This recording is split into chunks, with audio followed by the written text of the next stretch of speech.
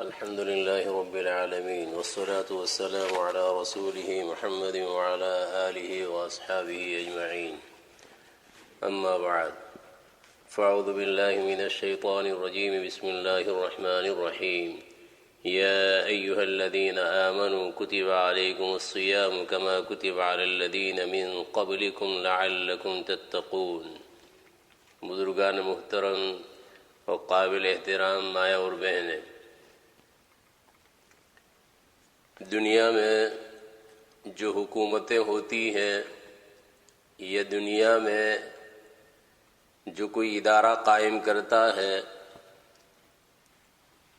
تو حکومت کے اپنے قوانین ہوتے ہیں، اپنے ضوابط ہوتے ہیں، ادارے کے اپنے قوانین اور ان کے اپنے اصول ہوتے ہیں. لیکن یہ ضروری نہیں ہے یہ جو قانون انہوں نے وضع کیا، جو قانون انہوں نے بنایا، وہ ہمارے دل اور دماغ کو اپیل بھی کرے.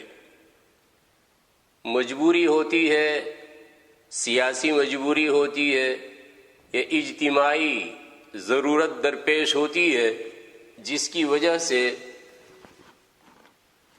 تسلیم کرنے والے تسلیم کرتے ہیں، بادل ناخواستہ مانتے ہیں اس قانون کو، اس ضابطے کو، کہ اگر ہم نے خلاف ورزی کی تو خلاف ورزی کی صورت میں کچھ خمیازہ بھگتنا پڑے گا، کچھ تاوان دینا پڑے گا، ڈنڈ دینا پڑے گا، جرمانہ دینا پڑے گا. اس اعتبار سے وہ ان قواعد کی یا ان اصول کی پاسداری کرتے ہیں. لیکن اللہ تبارک و تعالی کا جو قانون ہے، اللہ تبارک و تعالی کا بیان کردہ جو اصول ہے، چاہے قرآن کریم میں بیان کیا گیا ہو اور چاہے احادیث طیبہ میں، وہ حکم، وہ قانون اور وہ اصول دل و دماغ کو اپیل کرتا ہے. خود ایمان کے بارے میں سوچا جائے، رب تبارک و تعالیٰ کے وجود اور رب تبارک و تعالیٰ کی وحدانیت کے بارے میں غور کیا جائے، تو یہ جو اصول یا یہ جو ضابطہ یا یہ جو عقیدہ دیا گیا ہے، یہ عقیدہ خود منصف مزاج آدمی اور سلیم الطبع آدمی اس کے قلب و دماغ کو اپیل کرتا ہے. آدمی اگر یہ خیال کرے کہ فلاں اللہ عز و جل کو چھوڑ کر یہ فلاں وہ ہے میری عبادت کے لائق، وہ ہے میرا معبود، نعوذ باللہ، تو اب ایک چیز تو یہ دیکھنی ہے کہ جس کی میں پرستش کر رہا ہوں یا پرستش کرنا چاہتا ہوں وہ زندہ بھی ہے یا نہیں. اگر زندہ ہے تو زندہ میں اب تک جن کی عبادت کی گئی، ان معبودان میں اللہ کو چھوڑ کر جن کی پرستش کی گئی، ان میں کچھ تو ایسے ہیں کہ جنہوں نے خود اپنی زبان سے کہا انی عبد اللہ، میں اللہ کا بندہ. اب وہ خود تو اعتراف کر رہا ہے، وہ خود تسلیم کر رہا ہے اور چھپے انداز میں نہیں، سرن نہیں، بلکہ ببانگے دہل، ڈنکے کی چوٹ پر اپنی عبدیت کا وہ اظہار کر رہا ہے، میں اللہ کا بندہ. تو بے وقوف ہے وہ لوگ جو اس کی عبدیت کے اعلان اور عبدیت کی صدا اور آواز کے باوجود اس کی پرستش کرتے ہوں اور اس کی پوجا کرتے ہوں. وہ تو اپنے عجز کا اعتراف کر رہا ہے، وہ اپنی الوہیت کی دعوت نہیں دے رہا، لیکن یہ ہے کہ ان کو بڑا بنا رہے ہیں. دوسرے کچھ وہ ہیں جو پرستش کرنے والے اور پوجا کرنے والے ہیں ایسی چیزوں کی کہ ان چیزوں کو خود کو پتہ نہیں ہے کہ میری پرستش ہو رہی ہے اور میری پوجا ہو رہی ہے، بے جان ہے، لا شے ہے، بلکہ خود معبود محتاج ہے اس کا کہ اس کی حفاظت کی جائے، اس کی چوکیداری کی جائے. یہ عجیب و غریب معبود ہوگی ہے. وہ انسانوں کی اور اپنی پوجا کرنے والوں کی اور اپنی پرستش کرنے والوں کی حفاظت کرتا، اس کے بجائے ستم یہاں یہ ہو رہا ہے کہ خود یہ معبود محتاج ہے اور اس کو ضرورت ہے اس بات کی کہ اس کے لیے تالے لگائے جائے دروازوں کو، اور اس کے لیے چوکیدار فراہم کیا جائے اور چوکیدار مہیا کیا جائے، اور اٹھانے کے لیے کئی ایک گھنٹیاں بجائی جائے، لیکن اس کے باوجود کوئی جواب ادھر سے نہیں آ رہا ہے. اور یہاں جو عقیدہ، جو نظریہ اور جو حقیقت رب تبارک و تعالیٰ کی طرف سے اپنے وجود کی اور اپنی وحدانیت کی اور اپنی الوہیت کی دی گئی، وہ اس طرح ہے کہ ہر انسان، میں نے کہا جو منصف مزاج ہو، ماننے پر مجبور ہوگا کہ ہاں معبود یہی ذات ہو سکتی ہے. قل هو اللہ احد، اللہ وہ یکتا ہے اپنی ذات میں، اپنی صفات میں، اور کسی کی اسے ضرورت نہیں ہے لیکن سب اس کے محتاج ہیں. اللہ الصمد، نرادھار ہے. حال اس کا یہ ہے کہ سیادت اور سرداری وہ اس پر ختم ہو رہی ہے، اس سے بڑھ کر کوئی نہیں، دوسرے سب اس کے ماتحت ہیں. لم یلد ولم یولد، صاحب اولاد نہیں، اس لیے کہ اولاد کا انسان محتاج ہوتا ہے.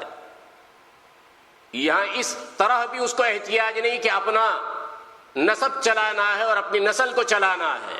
لم یلد ولم یولد، اور وہ کسی سے جنا گیا ہو، وہ کسی سے پیدا ہوا ہو تو وہ خود پھر محتاج ہو گیا.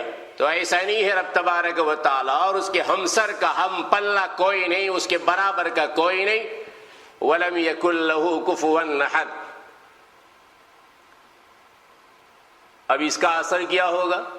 اس کا اثر یہ ہوگا کہ جو اس ایک اللہ کی عبادت کرنے والا ہوگا وہ یہ خیال کرے گا میں جس کی عبادت کر رہا ہوں وہ موجود ہے، میں جس کی عبادت کر رہا ہوں وہ اکیلا ہے، تنہا ہے، اپنی ذات کے اعتبار سے جس طرح یکتا ہے، منفرد ہے، اپنی صفات کے اعتبار سے بھی اکیلا، یکتا، منفرد، لاسانی اور بے نظیر ہے.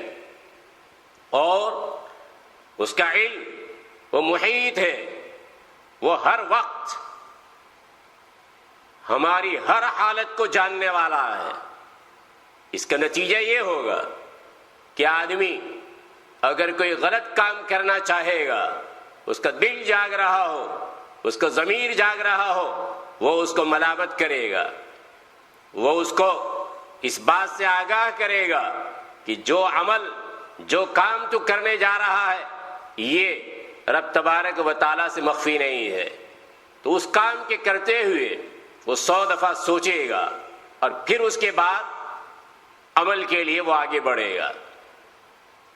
اس کے برخلاف وہ انسان جو اللہ عز و جل کے وجود کا قائل نہیں، جو اللہ کو نہیں مانتا، ملحد ہے، ناستک ہے، ایتھیسٹ ہے، اس کا حال یہ ہوگا، وہ یہ سمجھتا ہے کہ مجھے کون دیکھنے والا، میرا کون ہاتھ پکڑنے والا. وہ ایک حکومت سے خائف ہے، اللہ سے خائف نہیں. اب صورتحال یہ ہوگی، فرض کریں ہم 2 آدمیوں کو. ایک آدمی وہ ہے جو ایک اللہ کا ماننے والا اور اللہ عز و جل کی صفات کا قائل، اللہ عز و جل کے لیے علم کا قائل. دوسرا وہ انسان جو اللہ تبارک و تعالیٰ کے وجود کا منکر. راستہ چلتے ہوئے کوئی آدمی مل گیا اور یہ فرض کیجئے کہ کوئی یتیم لڑکا تھا، اس یتیم لڑکے نے کہا کہ مجھے فلاں جگہ پہنچا دو، اور اس نے یہ بھی ذکر کیا کہ میرے پاس اتنے پیسے ہیں مجھے خطرہ اور مجھے اندیشہ ہے کہ کوئی چور چوری کر لے گا یا کوئی ڈاکہ ڈالنے والا ڈاکہ ڈالے گا میرے مال پر، میرے پیسوں پر، میرے پاؤنڈ پر۔ یہ آدمی لے کر چلا تو راستے میں اس کا انتقال ہونے لگا، لیکن اتنا ٹائم نہیں ملا، اتنا وقت نہیں ملا کہ اس سے اور کچھ پوچھا جاتا آتا اور پتا۔ بس اتنا پتا چلا تھا کہ یتیم لڑکا ہے، اس کا کوئی نہیں، کہیں جانا چاہتا ہے وہ، لیکن وہ جگہ بھی ایسی بتائی ہے کہ وہ جگہ اس کا گھر نہیں ہے، اس کے عزیز کا، قریب کا، رشتہ دار کا اور اس کے جاننے پہچاننے والے کا مکان نہیں ہے، اور وہ وہاں ٹھکانہ ہمیں بتا رہا تھا، پتہ ہمیں بتا رہا تھا کہ وہاں مجھے پہنچنا ہے۔ یہاں کے اعتبار سے فرض کرو کسی اسٹیشن کا نام لیا، اب مرنے والے کی جیب سے پیسے نکلے اور یہ آدمی جو پیسے نکال رہا اس کی جیب سے اس کو غسل کفن وغیرہ کے لیے جو تیاری کرنی ہے وہ تیاری کر رہا ہے، اور یہ آدمی خود حاجت مند ہے، محتاج ہے، بلکہ مقروض سمجھیے کہ یہ آدمی مقروض ہے۔ اگر ایک اللہ کا ماننے والا ہوگا وہ یہ خیال کرے گا مجھے کوئی نہیں دیکھ رہا لیکن اللہ عز و جل مجھے دیکھ رہے ہیں، یہ آدمی کسی نہ کسی طریقے پر اس کا عطا پتہ معلوم کرنے کی کوشش کرے گا، اور اگر کچھ عطا پتہ نہیں چلا اور کوئی ایڈریس کا پتہ نہیں چلا، کسی قریب کا اور رشتہ دار کا کھوج وہ لگا نہیں سکا، تو اس صورت میں شریعت مطہرہ نے جو اس کو ہدایت کی ہے لقطے کے سلسلے میں کہ اگر کوئی مال پڑا ہوا راستے میں ملے تو پھر اس کے بعد کیا کرنا ہے، اس کے اعتبار سے وہ تصرف کرے گا، اس کے اعتبار سے وہ اللہ کے راستے میں جہاں دینا ہے کسی غریب کو، فقیر کو، وہاں وہ دے گا۔ اگر شرعی اعتبار سے، شرعی معیار پر وہ خود لے سکتا ہو تو اس صورت میں لے گا، ورنہ نہیں۔ اس کے برخلاف جو دہریہ ہوگا، جو اللہ کے وجود کا قائل نہیں ہوگا، وہ ادھر ادھر نظر دوڑائے گا، کوئی مجھے دیکھنے والا نہیں، ان پیسوں کو وہ ہڑپ کر لے گا۔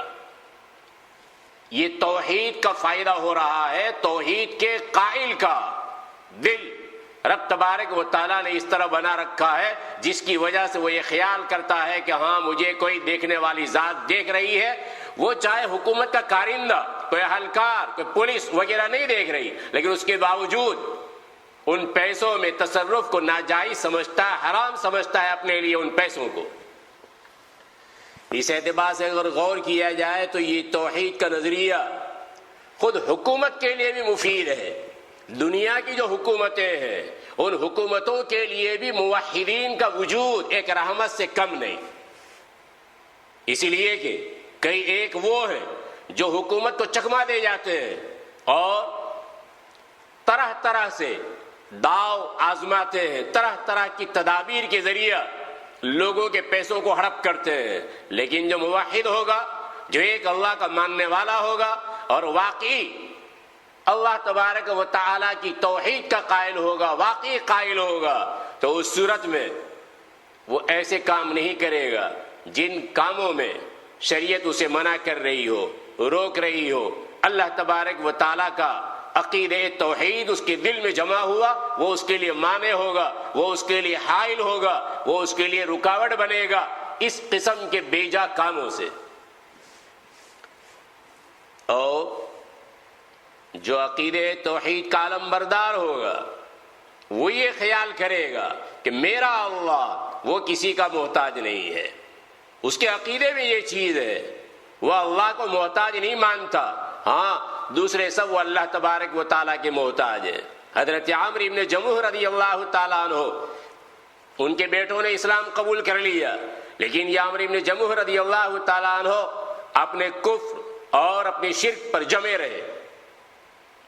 انہوں نے اپنے گھر میں ایک چھوٹا سا عبادت خانہ بنا رکھا تھا، اور اس عبادت خانے میں ان کا جو بت تھا اس بت کی وہ عبادت کرتے رہتے تھے۔ بیٹوں نے یہ سوچا کہ ویسے ہم دعوت دے رہے ہیں لیکن اس دعوت کا کوئی اثر نہیں ہو رہا ہے اور یہ دعوت مفید ثابت نہیں ہو رہی ہے، دوسرا ایک انداز اختیار کرتے ہیں۔ تو انہوں نے یہ صورت اختیار کی کہ وہ جس بت کی پوجا کرتے تھے اس بت کو انہوں نے جہاں کچرا ڈالا جاتا ہے تو اس کچرے میں ڈال دیا۔ صبح میں یہ اٹھے اور اٹھنے کے بعد تلاش کیا لیکن نہیں ملا۔ اپنے معبد میں اور اپنے عبادت خانے میں یا اپنے گھر میں جو کمرہ مخصوص تھا اس کمرے میں تلاش کرتے کرتے گھر کے باہر گئے اور وہاں کچرے دان کے اوپر جہاں کچرا ڈالا جاتا تھا وہاں پر اپنے معبود کو پڑا ہوا پایا۔ اٹھا کے لے کے آئے، اس کو دھویا، اس کو خوشبو لگائی، پھر اس کے بعد پوجا کی۔ دوسرے دن پھر اسی طرح کیا بیٹوں نے۔ اب کی بار عمرو بن جموح رضی اللہ تعالیٰ عنہ بڑبڑائے اور کوسنے لگے کہ پتہ نہیں یہ کون اس طرح کر رہا ہے۔ خیر پھر اس کو دھویا، صفائی کرنے کے بعد خوشبو میں بسایا اور رکھ دیا اپنے معبد میں، عبادت کی۔ جب تنگ آ گئے، بار بار کوئی اس طرح کچرے ڈال رہا ہے، پریشان ہونے کے بعد انہوں نے حفاظت کا ایک راستہ اختیار کیا، اس معبود کی اور اس بت کے گردن میں تلوار لٹکا دی اور کہا کہ میں تو تیری حفاظت کر نہیں سکتا، اب تو اپنی حفاظت کیجو اس تلوار کے ذریعہ۔ اگلی صبح میں پھر غائب، وہیں کوڑے دان کے اوپر معبود صاحب تلوار کے ساتھ سوئے ہوئے ملے۔ حضرت عمرو بن جموح رضی اللہ تعالیٰ عنہ ان کی دل کی کھڑکی کھلی، دماغ نے سوچنا شروع کیا کہ اگر یہ واقعی معبود ہے تو میں نے تو اس کی حفاظت کے لیے خود تلوار رکھی تھی اور اس کے باوجود یہ اپنی حفاظت نہیں کر سکا، اور یہاں پر وہ کوڑے دان میں گرا ہوا ہے، پڑا ہوا ہے، اور اس آلے کے ساتھ اور اس اسلحہ کے ساتھ اس ہتھیار کے ساتھ جس سے وہ اپنا دفاع اور ڈیفنس کر سکتا تھا۔ بس اس چیز نے ان کے دل کو جگایا اور بیٹوں کے کہے ہوئے کلمات ان کے ذہن میں گردش کرنے لگے۔ اللہ تبارک و تعالیٰ کی توحید کا تصور وہ ان کے دل و دماغ میں جمنے لگا، راسخ ہونے لگا، کلمہ پڑھ لیا۔ تو بہرحال میں یہ عرض کر رہا ہوں کہ رب تبارک و تعالیٰ نے جو عقیدہ ہمیں دیا ہے، عقیدہ توحید، خود اس عقیدہ توحید میں اگر غور کیا جائے تو منصف مزاج کے لیے اس میں دل و دماغ کو اپیل کرنے کی کافی چیزیں موجود ہیں۔ رب تبارک و تعالیٰ نے اتنا سہل بنایا ہے، اتنا آسان بنایا ہے اس عقیدہ توحید کو۔ اسی لیے رب تبارک و تعالیٰ نے قرآن مجید میں جو انداز اختیار فرمایا ہے توحید کے بیان کے لیے، ایسا دلکش پیرایا ہے کہ اگر آدمی ٹھنڈے دل سے اگر اس کو پڑھے تو وہ اش اش کر اٹھے اور یہ یقین کرے کہ واقعی یہی معبود بننے کے قابل ہے اور یہی معبود ہو سکتا ہے۔ اور اس عقیدہ توحید کے لیے دوسرے لفظوں میں کہیں ایمان کے لیے یہ بھی ضروری نہیں ہے کہ دلائل کلامیہ کا سہارا لینا پڑے۔ علم کلام ایک مستقل سبجیکٹ ہے جو مدارس میں پڑھایا جاتا ہے، تو ان دلائل کا انداز عجیب و غریب ہوتا ہے بعض دفعہ۔ جیسے منطق میں اور لاجک میں ہوتا ہے کہ اس میں ایک ہی چیز کو کئی ثابت کرنا ہو تو آرام سے انسان ثابت کر سکتا ہے۔ ایک مرتبہ ایک لڑکا گیا ہوگا پڑھنے کے لیے اور یہ لاجک ووجک پڑھا، گھر آیا چھٹیوں میں تو باپ اور اس کا ایک بھائی ناشتے کے لیے بیٹھے، 2 انڈے تھے۔ اب یہ جو صاحب پڑھ کے آئے ہیں لاجک، تو ان کو اپنا فن اور اپنا ہنر ان کے سامنے ظاہر کرنا تھا اور یہ بتانا تھا کہ میں جس فن کو حاصل کر رہا ہوں وہ کوئی معمولی فن نہیں ہے۔ بیان کرنا شروع کیا ابا کے سامنے اور بھائی کے سامنے، کہا کہ یہ جو 2 انڈے ہیں ان 2 انڈوں کو میں 3 ثابت کر سکتا ہوں. کہا اچھا 3 پر تم تعجب کر رہے ہو, میں 4 بھی ثابت کر سکتا ہوں. اب اس طرح جو ہے وہ تو بڑھاتے گئے, ان کو تعجب ہوتا گیا. پھر اس کے بعد باپ نے بھی سمجھ لیا کہ اس کا دماغ خراب ہو گیا ہے. یہ لاجک کے نتیجے میں جو بات کر رہا ہے بالکل ان لاجک بات. جب کافی دیر ہو گئی اپنی فندانی کا مظاہرہ کرنے لگا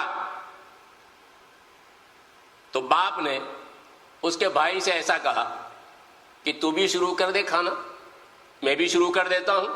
اور پھر اس کے بعد اس سے کہا, جو لاجک والا تھا, منطق والا تھا, اس سے کہا کہ ایسا کر, یہ 2 انڈے جو ہے وہ تو ہم کھا لیتے ہیں, ایک میں کھاؤں گا, ایک تیرا بھائی کھائے گا, باقی جتنے انڈے تو نے ثابت کیے وہ تو کھا لے. تو علم کلام کے بھی بعض مباحث اور بعض دلائل اس انداز کے ہوتے ہیں کہ سامنے والا اس کو تسلیم نہیں کرتا, نہیں مانتا, وہ اس کے گلے نہیں اترتا. تو ایمان لانے والے کے لیے مشکل ہو جاتا ہے کہ میں کیسے ایمان لاؤں, اس لیے کہ میرے تو سمجھ میں نہیں آ رہا.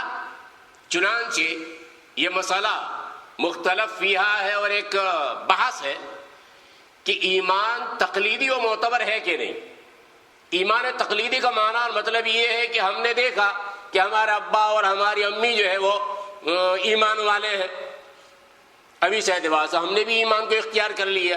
ہم نے دیکھا کہ فلاں صاحب جو ایمان والے ہیں, معلوم ہوتا ان کے کیریکٹر سے اور ان کے ادا سے اور ان کے رفتار اور گفتار سے اور ان کی طرز زندگی سے اور ان کے طرز معاش سے کہ ہاں یہ آدمی واقعی مومن ہے. تو پھر ہم نے بھی ایمان قبول کر لیا کہ یہ ایمان تقلیدی ہوا. یا مثلا یہ کہ ہم نے قرآن میں پڑھا, حدیث میں پڑھا, اب اس کے بعد قرآن اور حدیث ہی سے ہم نے سمجھ لیا کہ اللہ ایک ہے, یہ ایمان تقلیدی ہوا. حنابلہ میں جو غلاة ہیں اور جو غلو کرنے والے ہیں اور ظاہریہ ہے, ان کا خیال یہ کہ ایمان تقلیدی مطلقاً معتبر ہے.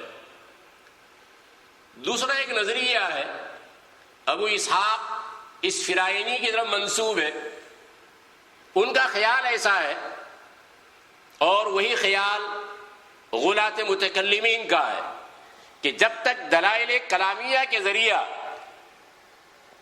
سامنے والا آدمی مطمئن نہیں ہوتا یا پڑھنے والا آدمی مطمئن نہیں ہوتا, وہاں تک اس کا ایمان معتبر نہیں. تو دنیا بھر میں سروے کیا جائے, پھر اس کے بعد پوچھا جائے کہ تم یہ دلیل جانتے ہو کہ نہیں جانتے ہو, کہ میں تو دلیل آج ہی سنی ہے, میں تو دلیل کے بغیر مانتا ہوں اللہ تبارک و لٹھ والا مسئلہ کہ پیچھے پڑ گیا ہے تو ایک اللہ کی کیا دلیل, یہ لٹھ لے کے دوڑا تو بھاگا شیطان. تو کئی ایک مسلمانوں کی توحید کی اور ایمان کی کیفیت یہی ہے, وہ دلائل بلائل کچھ نہیں جانتے. تیسرا معتدل اور صحیح مسلک یہ ہے کہ بعض وہ ہوتے ہیں جن کے لیے ایمان تقلیدی معتبر, ان کو اسی پر قناعت ہے تو بس وہ ہو گیا ان کا ایمان صحیح. کچھ لوگ ایسے ہوتے ہیں کہ جن کو دلائل کی ضرورت پڑتی ہے, اور پھر دلائل میں بھی بعضوں کو مختصر دلیل کی ضرورت ہے اور بعضوں کو لمبی چوڑی دلیل کی ضرورت ہے. تو جن کو مختصر دلائل سے قناعت ہو جاتی ہے ان کے لیے مختصر دلائل کافی ہے, اور جن کے لیے مبسوط اور مفصل اور لمبے چوڑے اور ڈیٹیل کے ساتھ دلائل کی ضرورت پڑتی ہے تو ان دلائل کا جاننا اس کے لیے ضروری ہے, تب اس کا ایمان معتبر ہوگا. اب اعرابی جیسا ہو تو اعرابی جیسا تو وہ یہ دیکھے گا البارۃ تدل علی البعیر والآثار تدل علی المسیر فالسماء ذات الابراج والارض ذات الفجاج کیف لا تدلان علی اللطیف الخبیر.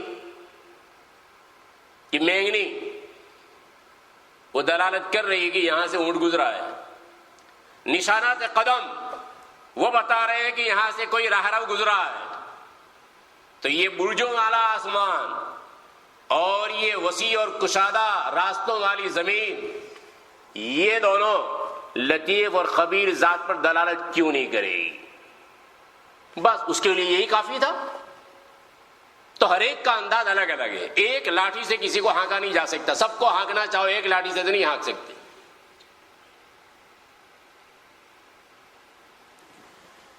صحیح بخاری وغیرہ میں ایک روایت آئی, ایک اسرائیلی کفن چور آدمی تھا, کفن کی چوری کیا کرتا تھا، قبر کھود کر کفن کو لے لیتا تھا۔ جب اس کے موت کا وقت قریب آیا، اس موقع پر اپنے بیٹوں سے وہ کہنے لگا کہ میں تمہارا کیسا باپ، بہت بڑھیا، ہر سیٹرڈے سنڈے کو پیزا کھلانے والے۔ یہ آج کے اعتبار سے بول رہا ہوں، کیونکہ اولاد نے بھی یہ سمجھا ہے کہ باہر سے آرڈر اگر منگوا رہا ہو ابا تو اس کا مطلب ہے کہ بہت بڑھیا ابا، یہ عجیب و غریب معیار بنا رکھا ہے، مطلب ایک چیز سے دو شکار کر رہا ہوں۔ تو میں یہ عرض کر رہا تھا کہ وہاں حدیث پاک میں وہ آدمی، وہ کفن چور نباش، وہ پوچھ رہا ہے اپنی اولاد سے کہ میں کیسا تمہارا باپ؟ انہوں نے کہا بہت اچھے۔ ٹھیک ہے، اب میں جو کہوں تو اس کو کرنے کے لیے تم آمادہ ہو کہ نہیں؟ بالکل، آپ جو کہیں اس کو ماننے کے لیے ہم تیار، اور اس کو بجا لانا ہم اپنی سعادت سمجھتے ہیں اور نیک بختی خیال کرتے ہیں۔ پکا عہد و پیمان لیا، اور پھر اس کے بعد کہا کہ جب میرا انتقال ہو جائے تو میرے انتقال کے بعد مجھ کو جلا دینا، مجھ کو جلا دینا، اور جو ہڈیاں وغیرہ ہوگی ان کو پیس دینا، اور آدھی رات سخت ہوا والا دن ہو تو بر میں اور خشکی میں، اور آدھی رات بحر میں اور سمندر میں اڑا دینا۔ بیٹوں کو تعجب تو ہو رہا تھا کہ باپ ایسا کیوں کہہ رہا ہے۔ خود باپ نے ان کی تعجب کو ختم کرتے ہوئے یہ ذکر کیا کہ لئن قدر اللہ علیہ، اگر اللہ مجھ پر قادر ہوا تو مجھے کیسی سزا دے گا؟ ایسی کہ ما عذبہ احدا، کسی کو نہیں دی ہوگی، ایسی سخت سزا مجھے دے گا، اس لیے کہ میں نے اپنی زندگی میں کوئی کار خیر کیا ہی نہیں ہے۔ ٹھیک، انتقال ہوا، انتقال کے بعد اولاد نے اس کی وصیت کو پورا کیا، وصیت کے مطابق عمل کیا، اس کو جلایا، اور جلانے کے بعد اس کی راکھ کو آدھی وہ خشکی میں اور آدھی کو بحر میں اور سمندر میں اور تری میں انہوں نے اڑا دی۔ اللہ عز و جل نے حکم دیا بر اور بحر کو، خشکی کو اور سمندر کو کہ تمہارے اندر اس آدمی کے جو اجزاء ہیں ان اجزاء کو اکٹھا کرو۔ اجزاء اکٹھے ہو گئے، آدمی جمع ہو گیا، کن کھڑا ہو گیا۔ رب تبارک و تعالیٰ نے اس سے دریافت کی ہے، اس سے پوچھا ما حملک علی ما صنعت، کس چیز نے تجھ کو آمدہ کیا اس کام پر جو تو نے کیا؟ وہ کہہ رہا ہے ما حملنی الا مخافتک، مجھ کو تیرے خوف نے آمدہ کی ہے اور کوئی چیز نہیں۔ دوسری روایت میں مخافتک یا رب، تیرا خوف، بس تیرے خوف کی وجہ سے، تیری خشیت کی وجہ سے میں نے یہ کرنے کے لیے کہا تھا اولاد کو، اور اولاد نے اس طرح کیا میرے ساتھ۔ حدیث پاک میں فرمایا گیا فغفر لہ، رب تبارک و تعالیٰ نے اس کی مغفرت فرما دی۔ اب سوال یہ پیدا ہوا کہ اس نے جو جملہ استعمال کیا تھا وہ یہ کہ لئن قدر اللہ علیہ، اگر اللہ مجھ پر قادر ہوا، اور عربی کے اعتبار سے ان جو آتا وہ تردد کے لیے آتا، وہ شک کے لیے آتا، جو اس کا معنی مطلب یہ ہوا کہ اس کو اللہ تبارک و تعالیٰ کی قدرت میں شک تھا، اور اللہ تبارک و تعالیٰ کی قدرت میں شک تھا، پھر اس کی مغفرت کیسے ہوئی؟ مختلف جوابات ہیں، حضرات شراح نے مختلف جوابات دیے ہیں۔ مجھے جو کام کی بات ذکر کرنی ہے وہ یہ کہ ایک جواب یہ ہے، اور اسی جواب سے میں نے کہا اپنا کام مجھے چلانا ہے۔ ایک جواب یہ ہے کہ یہ آدمی اللہ تبارک و تعالی کی صفت کا منکر نہیں تھا، جاحد الصفت نہیں تھا، جاہل الصفت تھا، وہ صفت سے ناواقف تھا۔ اور یا یہ کہو کہ اللہ تبارک و تعالیٰ کی قدرت کا بھی وہ قائل تھا، لیکن اللہ تبارک و تعالیٰ کی قدرت کا کوئی خاص معیار اس کے یہاں نہیں تھا۔ اب اس نے جو معیار سوچ رکھا تھا وہ معیار کیا، وہ معیار یہ کہ اللہ تبارک و تعالیٰ کو قدرت ہے تو موجودات کے ساتھ قدرت ہے اللہ تبارک و تعالیٰ کی، اور مجھے جب فنا کر دیا جائے گا، جلا کر راکھ کر دیا جائے گا، تو میں تو موجود رہوں گا ہی نہیں۔ اس اعتبار سے اللہ تبارک و تعالیٰ مجھے زندہ کیسے کر سکیں گے؟ مجھے صرف یہ سمجھانا ہے کہ اس نے اپنی جہالت کی بنیاد پر، اپنی ناواقفیت کی بنیاد پر اللہ تبارک و تعالیٰ کی قدرت کے بارے میں ایک تصور قائم کیا اور ایک خیال قائم کیا، رب تبارک و تعالیٰ اس پر مغفرت فرما رہا ہے۔ تو گویا اتنا ایمان وہ بھی اس کے لیے کافی ہو گیا۔ مولانا رومی رحمۃ اللہ علیہ نے جو قصہ نقل فرمایا، حضرت موسیٰ علیہ السلام کے زمانے میں ایک چرواہا تھا، اور وہ چرواہا بات کر رہا تھا بیٹھے بیٹھے اللہ تبارک و تعالیٰ کے ساتھ کہ اللہ اگر تو پاس ہوتا تو تیرے سر میں جوئیں دیکھتا، کنگھی کر دیتا تیرے سر کے بالوں کو دھونے کے بعد، تیرے کپڑے جو ہے وہ پھٹ گئے ہو تو میں اس کو سی دیتا، تیرے کپڑے میلے ہو گئے ہو تو میں اس کو دھو دیتا، اور میری جتنی بکریاں ہیں ان سب بکریوں کا دودھ تجھے پلاتا۔ اس نے اپنے اعتبار سے اپنے محبوب رب تبارک و تعالی اپنے محبوب کے لیے اپنے جسمانی خدمت کو بھی پیش کیا اور اپنی مالی خدمت کو بھی پیش کیا، سب بکریوں کا دودھ میں پلا، اور کنگھی کرنا، یہ کرنا، وہ کرنا، تو یہ سب جسمانی خدمات تھی۔ تو رب تبارک و تعالیٰ کے لیے اپنی خدمات کو پیش کر رہا تھا۔ حضرت موسیٰ علیہ السلام کا وہاں سے گزر ہوا، حضرت موسیٰ علیہ السلام نے ڈانٹا اس کو، شرم نہیں آتی، یہ وہ اللہ عز و جل کے بارے میں ایسی باتیں کہہ رہا ہے، بھاگا۔ وحی آمد سوئے موسیٰ از خدا، بند ای مارا چرا کر دی جدا، تو برائے وصل کردن آمدی، نیز برائے فصل کردن آمدی۔ موسیٰ علیہ السلام کی طرف وحی آئی رب تبارک و تعالیٰ کی طرف سے کہ ہمارے بندے کو ہم سے جدا کیوں کیا؟ وہ ہم سے بات کر رہا تھا، ہم سے جدا کیوں کیا؟ تو برائے وصل کردن آمدی، آپ کی بعثت ہوئی ہے مخلوق کو خالق کے ساتھ جوڑنے کے لیے، توڑنے کے لیے نہیں۔ اب دیکھیے یہاں اس راعی نے، اس چرواہے نے رب تبارک و تعالیٰ کے بارے میں جو خیال قائم کیا، اپنے اعتبار سے وہ معذور تھا، اس لیے حضرت موسیٰ علیہ الصلوۃ والتسلیم کو رب تبارک و تعالیٰ فرما رہے کہ نہیں، وہ جو کچھ کہہ رہا تھا اپنے اعتبار سے کہہ رہا تھا۔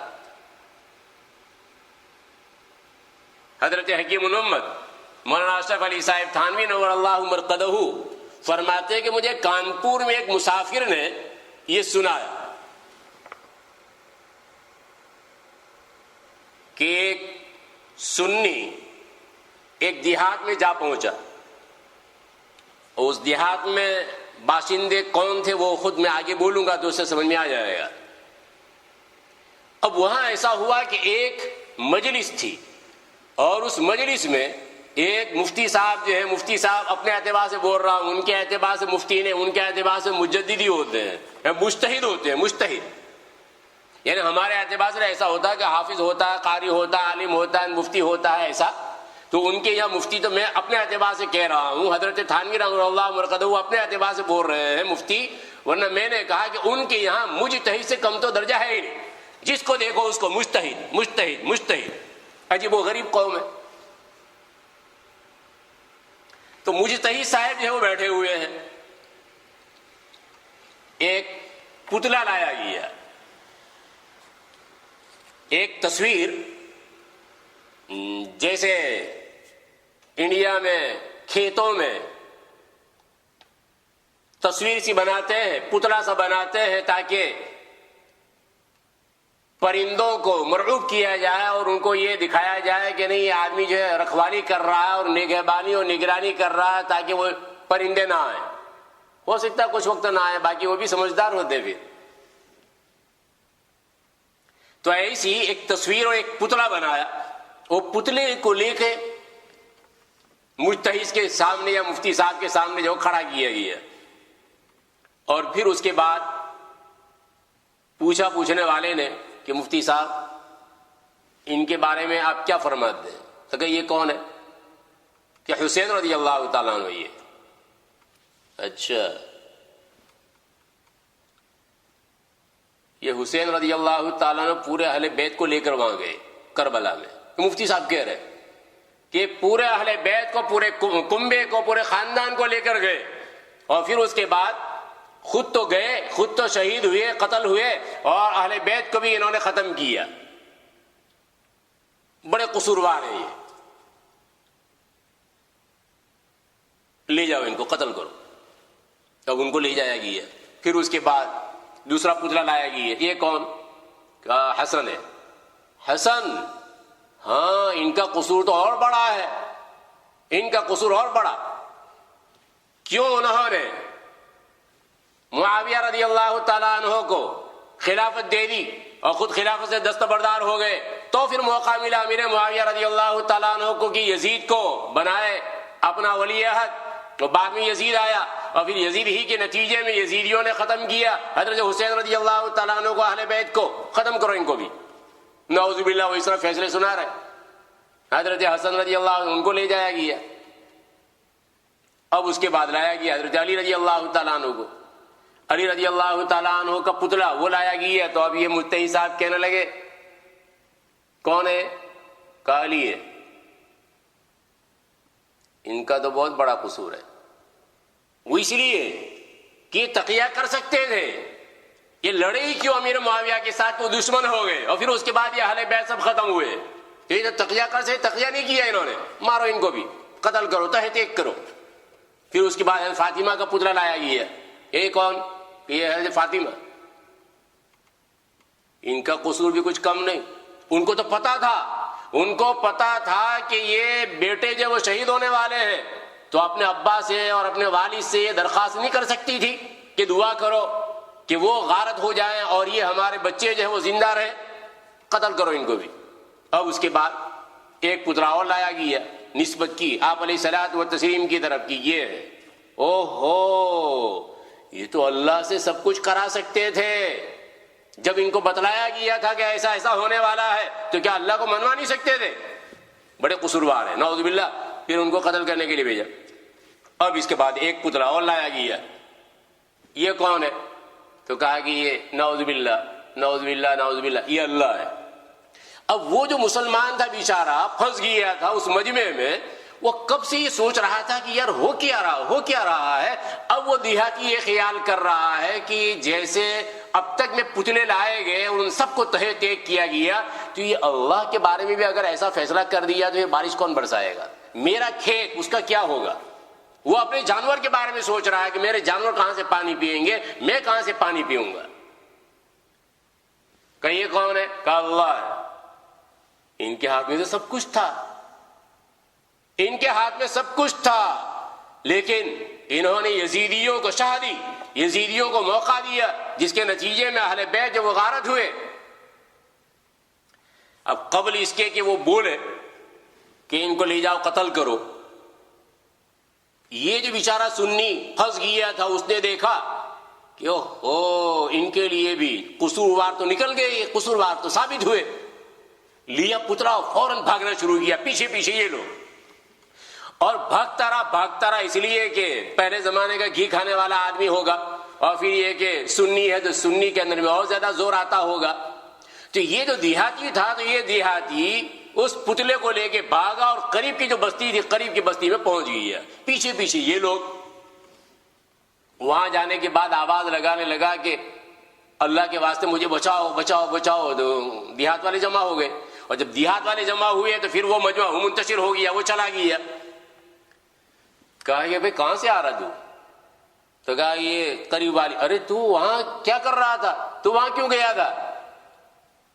چلو خیر، کچھ بھی ہوا جو کچھ ہوا، اللہ کا شکر ہے کہ تو بچ تو گیا، اللہ نے جو بچا لیا. کیا کہہ رہے ہو تم؟ ارے یہی کہ اللہ کا شکر کہ اللہ نے جو بچا لیا ان لوگوں کے ہاتھ سے. ارے اللہ کا جو میں بچا کے لایا ہوں، توبہ توبہ، نعوذ باللہ. وہ کہہ رہا اللہ مجھے کیا بچاتا، میں اللہ کو بچا کے لے کے آیا ہوں. ارے کیا بات کر رہا ہے تو کمبخت. کہا واقعہ یہی ہے، اور پھر اس کے بعد پورا واقعہ بیان کیا.